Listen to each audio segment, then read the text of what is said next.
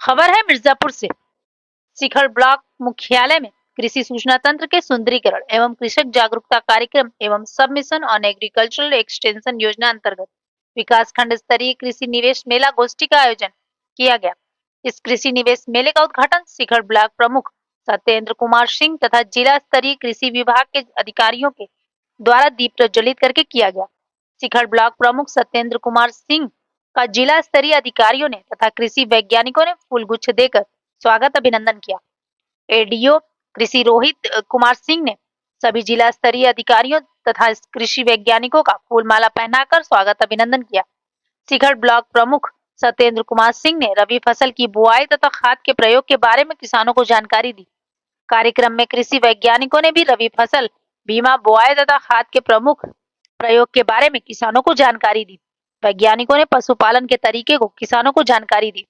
वैज्ञानिकों ने nano urea तथा नैनो डाई के प्रयोग के बारे में किसानों को बताया।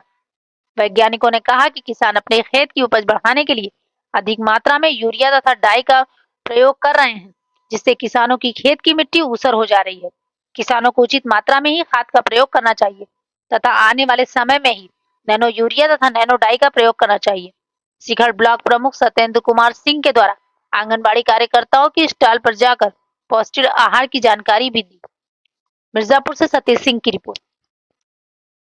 बताइए।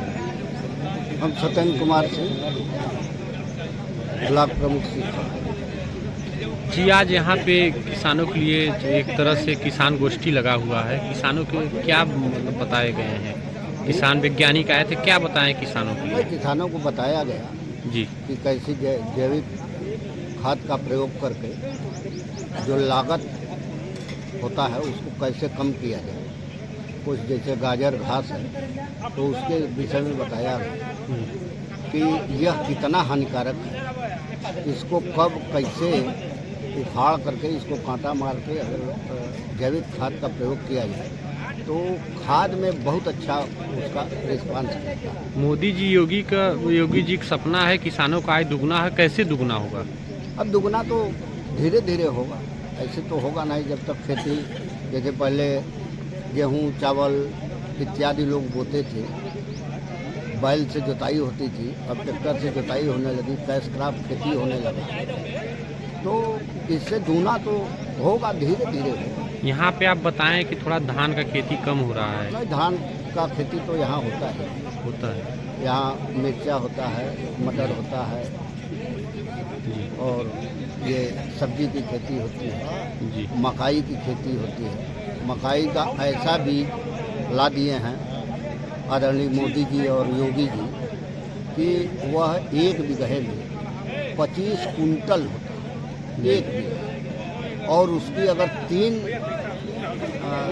बार खेती कर ली जाए, यहाँ हो रहा है 3 बार एक खेत में खाली मकाई बो करके 75,000 रुपया, कम से कम 80,000 रुपया एक बीघे से मिल जाता है, लागत 10-20 हज़ार जी। तो कहीं ना कहीं कुछ खेतियाँ ऐसी आ रही है जो इसको दुगना तो कर ही दे रहे हैं जी। एवरेज जब आप मिलाएंगे, अब चूँकि किसान हैं, करोड़ों की संपत्ति लागत लगा खुले आसमान के नीचे रहते हैं, जब दैवी प्रकोप कुछ आ जाएगा तो उसको कौन बचाएगा? जी सही है। तो उसको तो कोई बचा नहीं सकता, लेकिन खेती अपने